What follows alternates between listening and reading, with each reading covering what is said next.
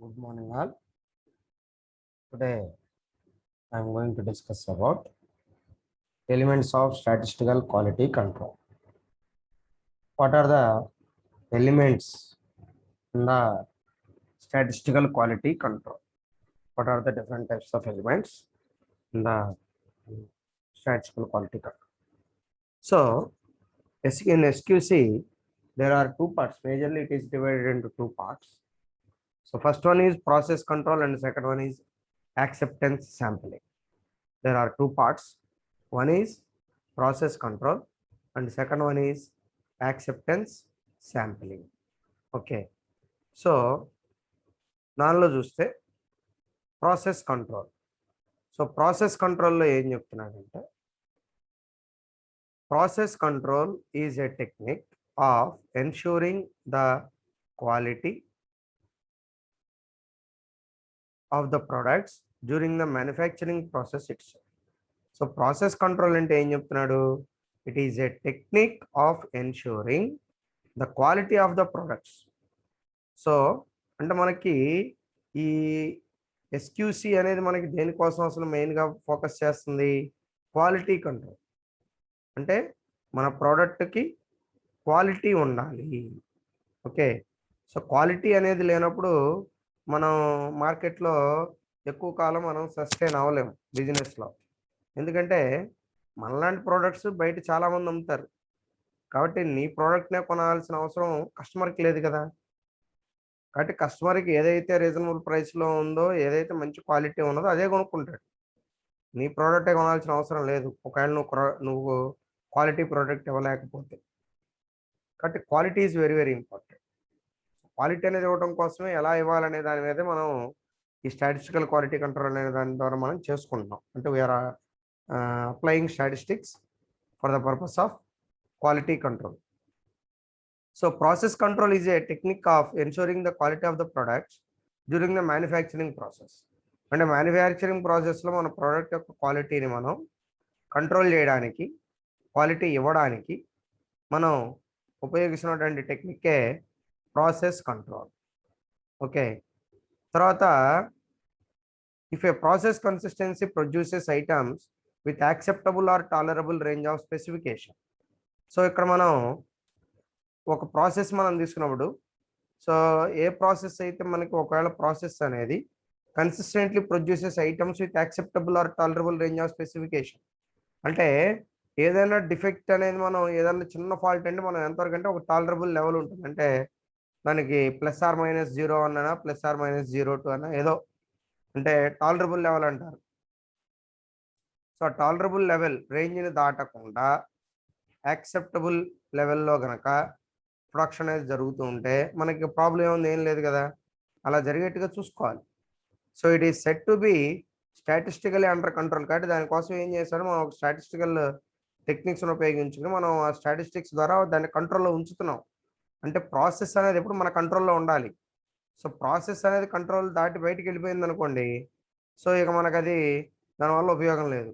Out of control అంటే the process is not in operator's hand or engineer's hand.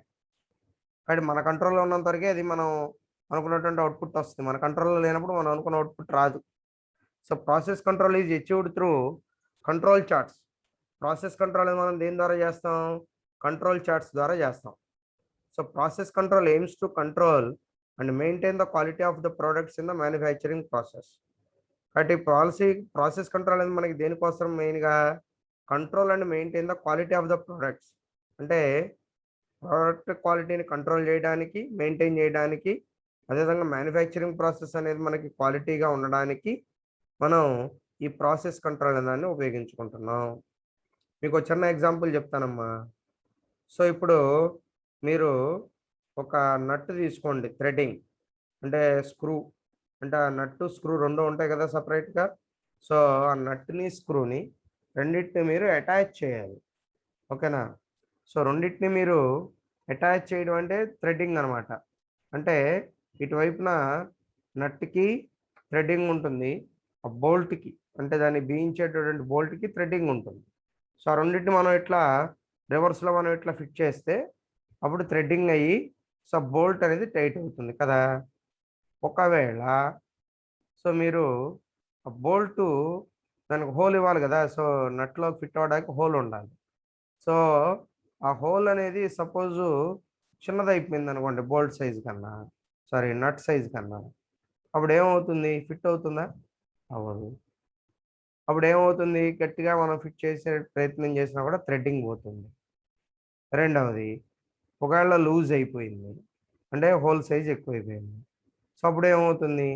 అప్పుడు కూడా ప్రాబ్లమే కదా. సో అప్పుడు లూజ్ అయిపోతుంది, టైట్‌గా ఫిట్ అవ్వదు. దానివల్ల దానికి ఉపయోగం లేదు. కాబట్టి there is a tolerance level. అంటే ఏమంటాడంటే, ఇప్పుడు ఆ బోల్ట్‌ని తీసుకున్నప్పుడు ఆ బోల్ట్ హోల్ సైజ్ అనేది ±0.002 టాలరెన్స్ లెవెల్ అది. అంటే సో హోల్ సైజ్ తగ్గితే ఎంత తగ్గాలి? -0.002 పెరిగినా +0.002 that is the tolerance level. అంటే అంతవరకు టాలరబుల్. దాన్ని డిఫెక్ట్‌గా మనం ఫైన్ అనుకోవాల్సిన పని లేదు. అదనమాట. కాబట్టి సో ప్రొడక్ట్ అనేది డిఫెక్టివ్ అనేది ఎప్పుడు చెబుతాం? టాలరబుల్ లెవెల్ దాటిపోయిన తర్వాత మనం డిఫెక్ట్ అంటాం. కాబట్టి మనకి ప్రాసెస్ ఇన్ కంట్రోల్ ఉండాలంటే అర్థం ఏంటంటే, సో ఇప్పుడు ఇక్కడ ఎల్‌సీఎల్, యూసీఎల్ అంటే upper control limit and lower control limit. So LCL ఎంత ఇక్కడ? -0.00 -0.002. అదేవిధంగా యూసీఎల్ ఎంత? +0.002. సో అంటే ప్రాసెస్ అనేది మనకి వితిన్ ద కంట్రోల్. అంటే ఆ బోల్ట్ సైజ్ అనేది, ఆ హోల్ సైజ్ అనేది ఎంత ఉండాలండి? కేవలం టాలరబుల్ లెవెల్‌లో ఉండాలి. అంటే ఆ టాలరెన్స్ లెవెల్ ఎంత అని చెప్తున్నాను నేనిక్కడ. ఓకే. సో ఆ టాలరెన్స్ లెవెల్ ఎంత ఉండాలని చెప్తున్నానండి? 0.002. సో ఇది మైనస్‌లో అంటే తక్కువ. సో అదేవిధంగా అప్పర్ కంట్రోల్ లిమిట్ ఎంత ఉండాలన్నాం? అంటే టాప్ అంటే ఎక్కువగా ఉంటే సైజ్ ఎక్కువైతే గనక సో +0.002 అనమాట. So this is called as LCL. This is called as UCL అనమాట. సో ఇది మనకు ప్రాసెస్ కంట్రోల్‌లో ఉందంట. అంటే సో బోల్ట్ సైజ్ అనేది సపోజ్ 5 అనుకోండి. హోల్ సైజ్ బోల్ట్‌ది. సో 5 ఎంఎంలో ఎంత ఉండొచ్చు? టాప్‌గా అయితే 5.0002 అది యూసీఎల్. అదే లోయర్ కంట్రోల్ సో -0.002 అంటే సో 4.008. సో అంతకు మించి తగ్గకూడదు. అర్థమైందా? అలా ఉండాలన్నమాట. సో ఈ విధంగా మనం తీసుకుంటే గనక మనకి టాలరెన్స్ లెవెల్ అనేది సో ఈ లెవెల్‌లో ఉండాలి అని చెప్పి చెప్తా ఉన్నాడు. తర్వాత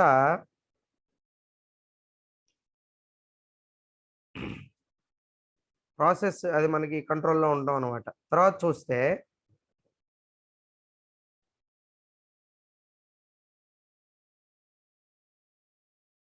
statistical control charts.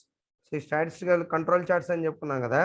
A control charts compares graphically the process performance data to computed statistical control limits. మనం ఏదైతే కంట్రోల్ లిమిట్స్ కనుక్కున్నామో ఇప్పుడు చెప్పామో యూసీఎల్, ఎల్‌సీఎల్ అని చెప్పి. సో వాటిని ఉపయోగించుకుంటూ మనం కంపారిజన్ చేస్తాం. అంటే ప్రాసెస్ అనేది మనకి ఎలా ఉంది? పెర్ఫార్మెన్స్ ఎలా జరుగుతుంది? అంటే మనకి వితిన్ ద కంట్రోల్ ఉంటుందా? ఔట్ ఆఫ్ కంట్రోల్ ఉంటుందా? అనేది తెలుసుకుంటాం అంతే మనం ఇక్కడ చేసేది అదే. The control limits act as limit lines on the chart control charts on the chart. Control charts are the tools to determine whether the process is under control or not. ఈ control charts అనేవి మనకి ఏం తెలియజేస్తాయి? Process అనేది under కంట్రోల్‌లో ఉందా? లేదా? అనేది మనకి తెలియజేస్తుంది అనమాట. The quality of the production process may be affected by chance cause or assignable cause. So quality of the product అనేది మన ప్రొడక్షన్ ప్రాసెస్ అనేది దేని మీద డిపెండ్ అయి ఉంటుంది? Either chance cause or assignable cause. అంటే ఛాన్స్ కాజ్ మీద గానీ, అసైనబుల్ కాజెస్ మీద గానీ ఆధారపడి ఉంటుందని చెబుతున్నాడు. సో ఈ ఛాన్స్ కాజ్ ఏంటి? అసైనబుల్ కాజ్ ఏంటో చూద్దాం. సో ఛాన్స్ కాజ్ అంటే ఏంటి? Such causes which may or may not affect the manufacturing process are called chance cause. అంటే ప్రొడక్ట్ మ్యానుఫ్యాక్చరింగ్ ప్రాసెస్ మీద ఎటువంటి ఎఫెక్ట్ లేకుండా may or may not affect ఓకేనా? అటువంటి కాజెస్ని ఏమంటారంటే ఛాన్స్ కాజెస్ అంటారు. Chance cause cannot even be identified. So chance causes అనే వాటిని మనం ఐడెంటిఫై చేయలేము. It is not possible to always maintain the given specification. ఎందుకంటే మనం ఇచ్చినటువంటి స్పెసిఫికేషన్ 100% మనం మెయింటైన్ చేయటం అనేది it is not always possible. ఏదో ఒక సందర్భంలో ప్రాబ్లం రావచ్చు. కాబట్టి 100% మనం ఇచ్చిన ముందుగా చెప్పినటువంటి దానికి అనుగుణంగా ఇవ్వడం అనేది 100% అన్ని సందర్భాల్లోనూ సాధ్యపడదు. ఏదో ఒక టైంలో ఎక్కడో చోటన్నా మనకు ఫెయిల్యూర్ అవుతాం. It's common. సో కాబట్టి మనం అది తప్పుగా అనుకోకూడదు. కాబట్టి అది ఏ లెవెల్‌లో ఉండాలి? సో టాలరబుల్ లెవెల్‌లో ఉండాలి. అంటే మనం ముందుగా పెట్టుకున్నటువంటి ఏదైతే మనం అనుకున్నామో, సో టాలరెన్స్ లెవెల్ ఆ లెవెల్‌లో ఉంటే పర్లేదు. That is not a issue. తర్వాత assignable cause. So assignable cause అంటే ఏంటి? Assignable causes effect the quality of the production process. So ఇంతకుముందేమో మనకు ప్రొడక్షన్ ప్రాసెస్‌లో క్వాలిటీ అనేది ఎక్కడా కూడా ఇబ్బంది కలగలేదు ఇంతకుముందు వాటి వల్ల ఛాన్స్ కాజ్‌లో. కానీ ఇక్కడ అసైనబుల్ కాజ్‌లో మాత్రం quality of the production process అనేది ఎఫెక్ట్ అవుతుంది. These causes can be identified and specified. ఈ కాజెస్ అనే వాటిని మనం ఐడెంటిఫై చేయొచ్చు, స్పెసిఫై కూడా చేయొచ్చు. Causes such as change in the labour shift, power fluctuations or excessive tool wear are set to be assignable causes as they affect the quality of manufacturing process in different ways. So ఇది మనం గనక చూస్తే ఈ causes అనేది మనకి ఆహ్, ఎలా ఉంటాయంటే change in the labour shift, అంటే లేబర్ అనేవాళ్ళు షిఫ్ట్ అయినప్పుడు, అంటే ఒకళ్ళ నుంచి ఒకళ్ళు షిఫ్ట్ అవుతున్నప్పుడు అతని వల్ల ఏదైనా ప్రాబ్లమ్ కావచ్చు ఆ టైంలో. పవర్ ఫ్లక్చుయేషన్స్ వల్ల కూడా ప్రాబ్లమ్స్ వస్తాయి. ఆర్ ఎక్సెసివ్ టూల్, అదేవిధంగా టూల్స్ వేర్స్ అనే వాటిని ఎక్సెసివ్‌గా ఉపయోగించడం. ఇవన్నీ కూడా అసైనబుల్ కాజెస్ అనమాట. These are affecting the quality of the manufacturing process in different ways. So ఇవన్నీ కూడా మ్యానుఫ్యాక్చరింగ్ ప్రాసెస్‌ని డిఫరెంట్ వేస్‌లో ఎఫెక్ట్ చేస్తూ ఉంటాయి. So these are called as assignable cause, chance cause and assignable cause. And next process capability. So process capability is also important one. So process capability refers to the ability to achieve measurable results. అంటే మనం measurable రిజల్ట్స్‌ని achieve చేయాలంటే remarkable results అంటాం. అంటే measurable results అంటే కొలవడానికి, అంటే మనం వాటిని చెప్పుకోదగిన స్థాయిలో మనం రిజల్ట్ గనక మనం తీసుకోగలిగితే, అంటే మనం మెజరబుల్ అంటే మనం రిజల్ట్ అనేది మెజరబుల్ అంటే దాని అర్థం ఏంటి? ఖచ్చితంగా దాన్ని మనం ఫైండ్ ఔట్ చేయడానికి అవకాశం ఉండాలి. So those who are quantified, అంటే మనం ఏదైతే క్వాంటిఫై చేయగలమో అటువంటి వాటిని మాత్రం మనం మెజర్ చేయగలం కాబట్టి, సో ఆ కోణంలో మనం చూడాల్సిన అవసరం ఉంది కాబట్టి, so measurable results from the combination of machines, tools, methods, materials and people engaged in production. So దాంట్లో మనకి మెషిన్స్ ఉంటాయి, టూల్స్ ఉంటాయి, మెథడ్స్ ఉంటాయి, మెటీరియల్స్ ఉంటాయి and people engaged in production. అదేవిధంగా ఎవరైతే పీపుల్ మనకి ప్రొడక్షన్‌లో ఎంగేజ్ అయి ఉన్నారో వాళ్ళందరూ. సో ఇవన్నిటి కాంబినేషన్ కలిపి మనం ఒక మెజరబుల్ ఆహ్, రిజల్ట్స్‌ని గనక మనం అచీవ్ చేయగలిగితే దాన్ని మనం ప్రాసెస్ కేపబిలిటీ అని చెప్పి చెప్తా ఉన్నాం. తర్వాత confidence limit. So confidence limit means it indicates the range of confidence level. So confidence level refers to the probability that the value of measurement or parameter such as length of screw is correct. అది ఇందాక చెప్పాను కదా confidence limit అని చెప్పి.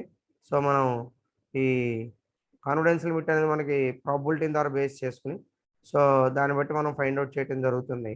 So for example, if a component is required with measurement of 50 mm across, then the buyer accept all components measuring between 48 mm and 52 mm across.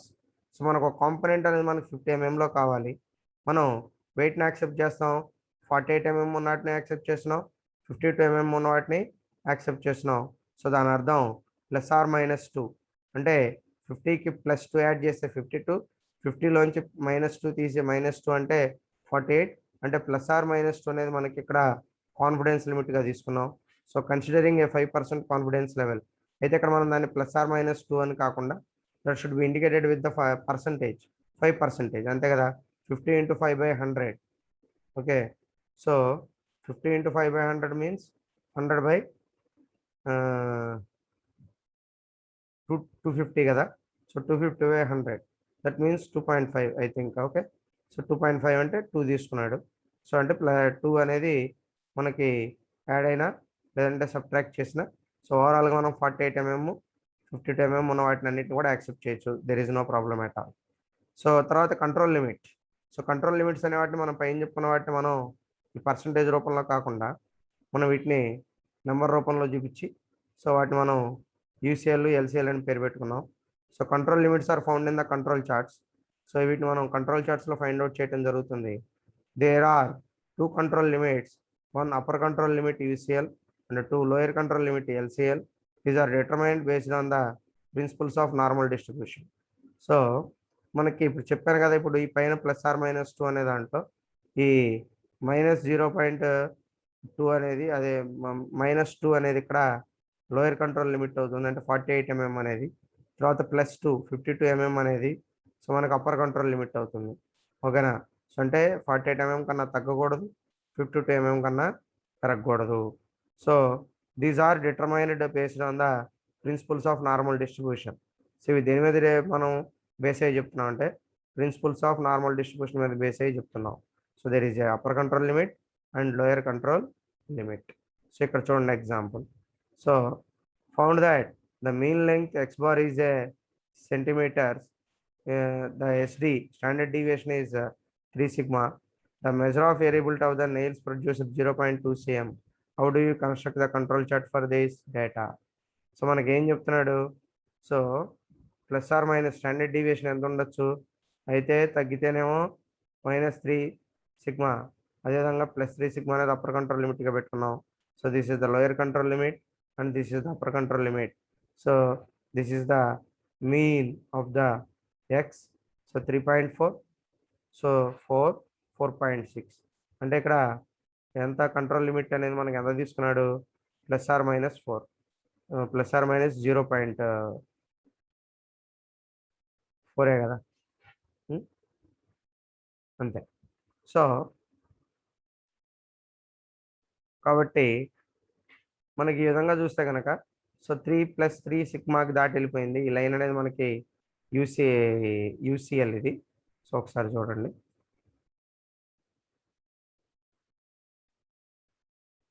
రాశారు కదా ఇక్కడ, this is upper control limit. So దీన్ని మనం UCL అంటాం. This is LCL, lower control limit. Okay, that's it. So process is in out of control, ఎందుకంటే lower control limit దాటి బయటకు వచ్చేసింది, అప్పర్ కంట్రోల్ లిమిట్ దాటి బయటకు వచ్చేసింది. సో కాబట్టి the process is in out of control. Okay,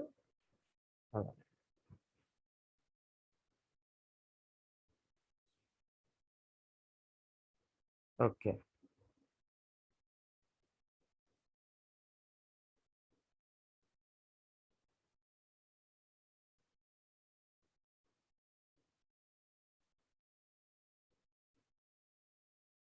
So then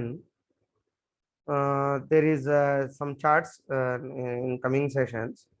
so దీంట్లో మనకి చార్ట్ అనేది మనకి ఇంపార్టెంట్ అండి. సో ఈ చార్ట్ అనేది మనం లేకుండా ఈ ప్రాబ్లమ్స్ చేయలేము. That is very very important one. So all of you take print out for the of this chart. So ఈ చార్ట్ని మీరు అందరూ కూడా ప్రింట్అవుట్ తీసుకోండి. సో ఇది నేను మీకు సెండ్ చేస్తాను క్లాస్ అయిపోయిన తర్వాత. సో ఈ చార్ట్ ప్రతి ఒక్కళ్ళు కూడా మీ దగ్గర పెట్టుకోండి. ఓకే, సో దీంట్లో factors for determining the 3 sigma from R control limits for X and R charts. అంటే X and R chartsకి మన కంట్రోల్ లిమిట్స్ అనేది ఉంటాయి కొన్ని. సో ఆ కంట్రోల్ లిమిట్స్ అనేది మనం నెక్స్ట్ వాటిలో వాడుకుంటాం, యూజ్ చేసుకుంటాం. సో ఇవి చాలా ఇంపార్టెంట్ ఇవి. సో ఇవి మీ అందరి దగ్గర ఉండాలండి. సో అందరి దగ్గర పెట్టుకోండి ఇవి ప్రతి ఒక్కళ్ళు.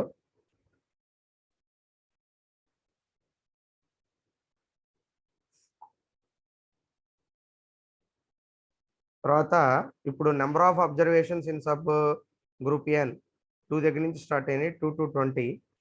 And next factor for x bar chart, that is indicated with constant A2. తర్వాత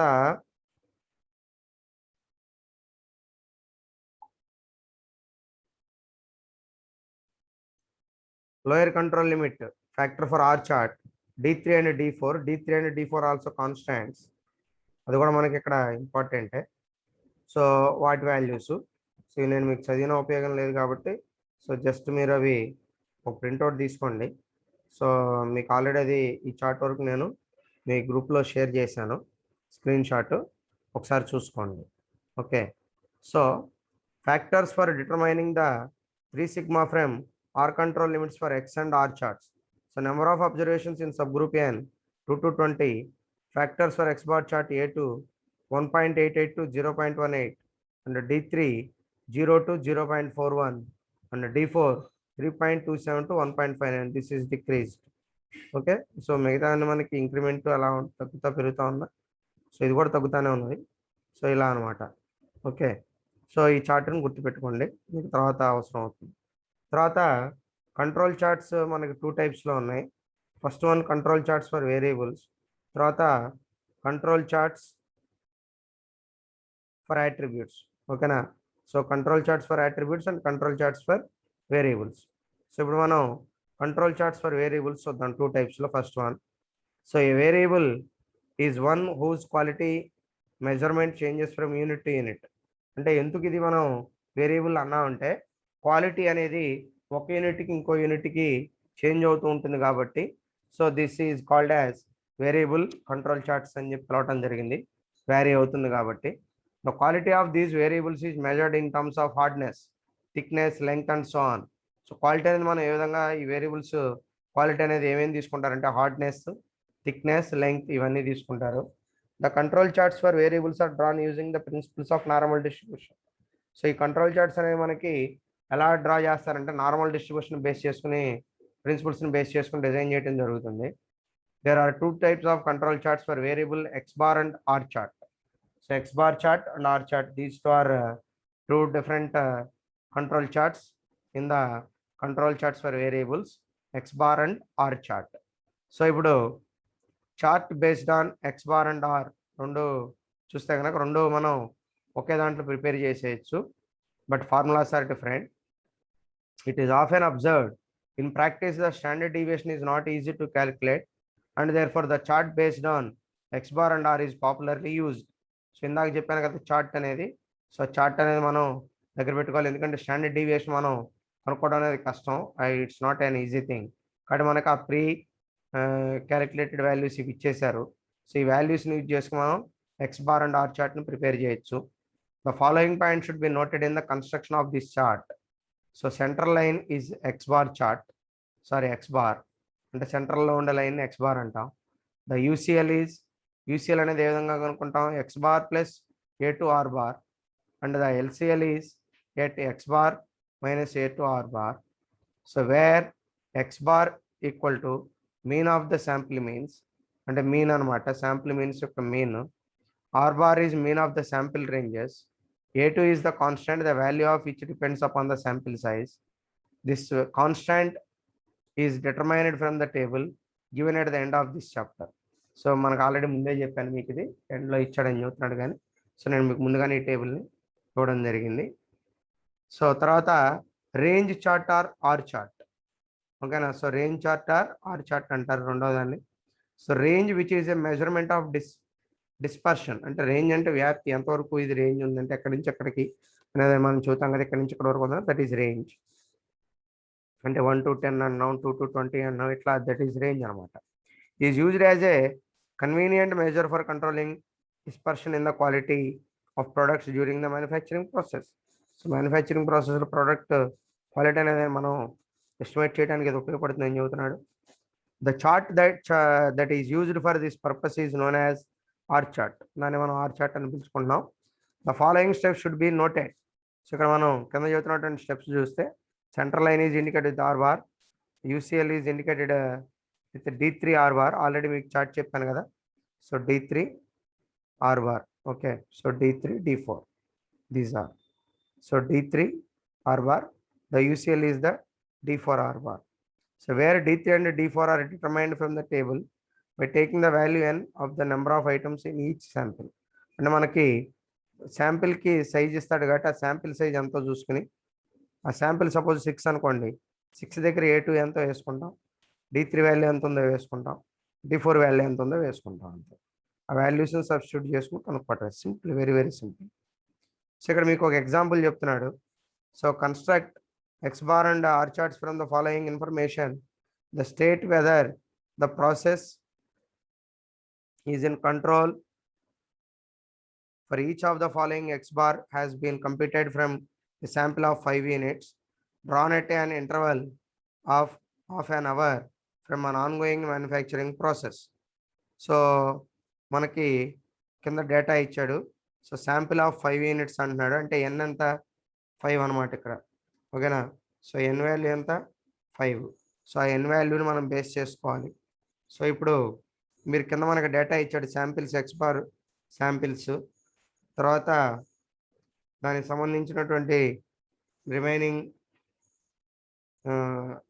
ఆర్క్ కూడా వాల్యూస్ ఇచ్చాడు. తర్వాత వాటి ఫ్రీక్వెన్సీస్ మనకి ఇచ్చారు. సో దాన్ని బట్టి మనం ఇప్పుడు ఆ ఎక్స్ బార్ అండ్ ఆర్ చార్ట్ని ప్రిపేర్ చేద్దాం. సో ఏ విధంగా ప్రిపేర్ చేయాలో చూద్దాం. Some small points are there. I hope you understand in very well. So మీకు వాల్యూస్ చూసుకుంటే కనుక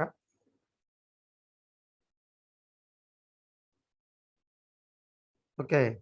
సో మీరు ఇప్పుడు ఏం చేస్తారంటే పైన ఉన్న వాల్యూస్ అన్నిటిని కూడా మీరు టోటల్ చేయండి. అంటే సో 24, 34, 35, 39, 26, 29, 13, 34, 37, 29. సో టోటల్ చేస్తే మీకు వాల్యూ ఎంత వస్తుంది? 300 వస్తుంది. టోటల్ శాంపిల్స్ ఎన్ని? 10. సో 30. తర్వాత R bar is calculated R bar. So ఇవన్నీ టోటల్ చేయండి. 23, 39, 14, 5, 20, 17, 21, 11, 40, 10. సో అవన్నీ టోటల్ చేస్తే 200 వస్తుంది. 200/10 = 20. సో మనకు 2 వచ్చేసినాయి. So X bar chart UCL and LCL complete as sample size 5. A2 table. So A2 టేబుల్లో మీకు ఫస్ట్ ఎక్స్ బార్ వాల్యూ కావాలి కాబట్టి ఎక్స్ చార్ట్కి సంబంధించి 5 దగ్గర వాల్యూ ఎంత ఉంది? A2 వాల్యూ శాంపిల్ సైజ్ మనకి ఎంత ఇచ్చాడు? 5 కదా. సో 0.58 అనమాట వాల్యూ. ఓకేనా. A2 వాల్యూ ఎంత? 0.58. అది చూడండి. సో 0.58. కాబట్టి ఇక్కడ ఫార్ములా ఏంటి? X bar plus A2 R bar. అంటే ఎక్స్ బార్ ఎంత? 30. తర్వాత ప్లస్ A2 ఎంత? A2 వాల్యూ టేబుల్ నుంచి తీసుకున్నాం కదా, 0.58 into R bar. R bar అంటే ఎంత? 20. సో ఇప్పుడు వాల్యూ ఎంత వచ్చింది? 41.6. అదేవిధంగా ఎల్సి వాల్యూ ఎంత?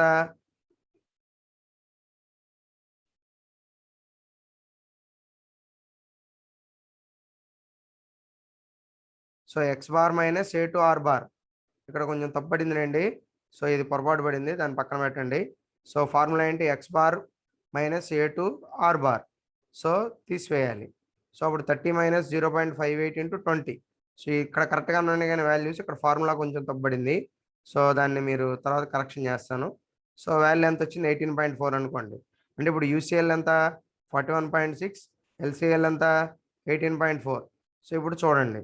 సో ఇక్కడ మనం చార్ట్లో నెంబర్ ఆఫ్ శాంపిల్స్ ఎన్ని? 10 కదండి. సో మెజర్మెంట్ ఆఫ్ వేరియబుల్స్ ఇది మొత్తం మనం ఓవరాల్గా ఎంత తీసుకున్నాం? సో ఎక్కడ వరకు ఉంది మనకి values? Top value, highest value, I think 39 is the highest, 40 is the highest value. So మనకి ఇక్కడ 40 అనేది హైయెస్ట్ వాల్యూ అయింది. సో 40 అనేది హైయెస్ట్ వాల్యూ తీసుకున్నాం.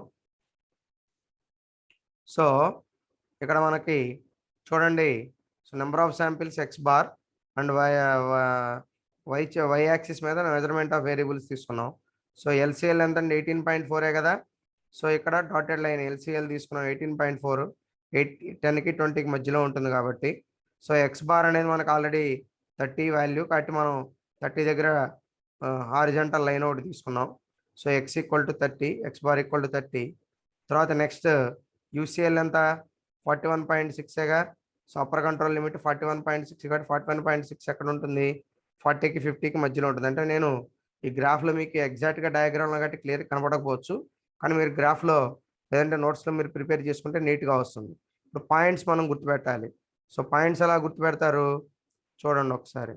సో 1 దగ్గర 24 అంతే కదా. సో కాబట్టి 1 దగ్గర 24 కొంచెం మారతాయి, కొంచెం మీరు జాగ్రత్తగా గీసుకోండి. సో 1 దగ్గర 24 ఉంటుంది, తర్వాత 2 దగ్గర 34, ఇవి కొంచెం పైకి వెళ్ళింది. యాక్చువల్గా షేప్ ఇలానే వస్తుంది, కొంచెం పైకి వెళ్ళినాయి. సో షేప్ని మీరు జాగ్రత్తగా గీసుకోండి మీరు తర్వాత ప్రాక్టీస్లో. జస్ట్ మీకు ఎగ్జాంపుల్ చెప్తున్నాను. 4 దగ్గర 39, సో 4 దగ్గర 39 అంటే 4 దగ్గర 39 రావాలి. ఓకేనా? సో ఇలా ఈ విధంగా పాయింట్స్ అన్ని గుర్తుపెట్టుకున్న తర్వాత వాటన్నింటి ఇక్కడ ఫస్ట్ పాయింట్ దగ్గర నుంచి లాస్ట్ పాయింట్ కలపండి. ఒకవేళ ఇవి కలిపిన తర్వాత వీటిల్లో ఏ పాయింట్స్ అయినా మనకి లైన్స్లో ఏవైనా ఇటు క్రాస్ అయినా అంటే ఎల్సిఎల్కి అన్నా కిందకు వచ్చినా యూసిఎల్ కన్నా పైకి వెళ్ళినా so the process is in out of control అని రాసేయటం, అదే ఆన్సర్. అంతే. ఓకేనా? సో గ్రాఫ్ పేపర్లో యూసిఎల్ క్రాస్ అయినా ఎల్సిఎల్ క్రాస్ అయినా the process is in out of control అని చెప్పేయచ్చు. ఓకేనా? ఇంకా దాని గురించి ఎటువంటి ఆలోచన లేదు. తర్వాత నెక్స్ట్ది ఆర్ చార్ట్ డ్రా చేయాలి కాబట్టి D4R, యూసిఎల్ ఏమో D4R, ఎల్సిఎల్ ఏమో D3R. సో ఆర్ అనేది మనకి 20 అని తెలుసు. సో D4 అంటే 5 దగ్గర D4 వాల్యూ ఎంత చార్ట్లో చూడండి. 5 దగ్గర D4 వాల్యూ కనుక చూస్తే 5 దగ్గర D4 వాల్యూ కనుక చూస్తే so D4 value 2.11, D3 value 0. ఓకేనా? సో అవే ఇక్కడ సబ్స్టిట్యూట్ చేశాను చూడండి. సో ఇక్కడ D4R అనేది 2.11 ఇంటూ 20, సో కాబట్టి 42.22. అదేవిధంగా ఎల్సిఎల్ అనేది ఏమైపోయింది D3R 0.0 ఇంటూ 2.0, ఎందుకంటే D3 0 కదా కాబట్టి 0 అనమాట. అంటే ఎల్సిఎల్ అనేది 0 అంటే ఎక్స్ యాక్సిస్ మీదే ఉంది. అదేంది ఎల్సిఎల్ ఏమైపోతున్నప్పుడు ఎక్స్ యాక్సిస్ ఎల్సిఎల్ అయిపోయింది. ఆర్ బార్ ఎంత 42.6. ఓకే. సో ఆర్ బార్ ఎంత మనం ఇందాక కనుక్కున్నాం కదా 20 కదా, సారీ 20. ఆర్ బార్ ఎంత 20, ఇక్కడ తప్పబడిందిలేండి. సో ఆర్ బార్ ఎంత 20, సో యూసిఎల్ ఎంత 42.6. సో కాబట్టి మనం దీన్ని బట్టి చూసుకుంటే సో ప్రాసెస్ అనేది మనం డాట్స్ పెట్టుకోవాలి. ఎలా ఇప్పుడు డాట్స్ ఎలా పెట్టాలి? సో ఇక్కడ చూశారు కదా, సో 1 దగ్గర 23 అంటే 123 అనమాట, ఇట్లా పెట్టుకోవాలి. సో 123 కరెక్ట్గానే ఉంది ఇక్కడ చూడండి. సారీ ఇక్కడ కదా. సో 1 దగ్గర 23, 2 దగ్గర వాల్యూ 2, 3 దగ్గర వాల్యూ 3, కొంచెం షేప్ అవుట్ అయినాయి గ్రాఫ్స్ గీసేటప్పుడు. సో వాటిని కాపీ పేస్ట్ చేసినప్పుడు ప్రాబ్లం అయింది. సో ప్రాబ్లం ఏం లేదు, మీరు కరెక్ట్గా పెట్టుకోండి. ఈ వాల్యూ ఒకటి చేంజ్ చేయండి. సో ఈ వాల్యూ ఎంతంటే 20 కాబట్టి సో 20 అనేది మీరు పరిగణలోకి తీసుకోండి. ఓకే. సో ప్రాసెస్ అంటే యూసిఎల్ కన్నా పైకి వెళ్ళినా ఎల్సిఎల్ కన్నా కిందకు వచ్చినా అవుట్ ఆఫ్ కంట్రోల్ కాబట్టి సో మనకి యూసిఎల్కి ఎల్సిఎల్కి మధ్యలోనే ఉంది కాబట్టి ప్రాసెస్ ఈజ్ ఇన్ కంట్రోల్. మన కింద ఏమని రాస్తాం? Process is in control. So ఇక్కడ therefore 3-7 points the process is out of control అంటే గ్రాఫ్ కింద జరిగిందని చెప్పాను కదా.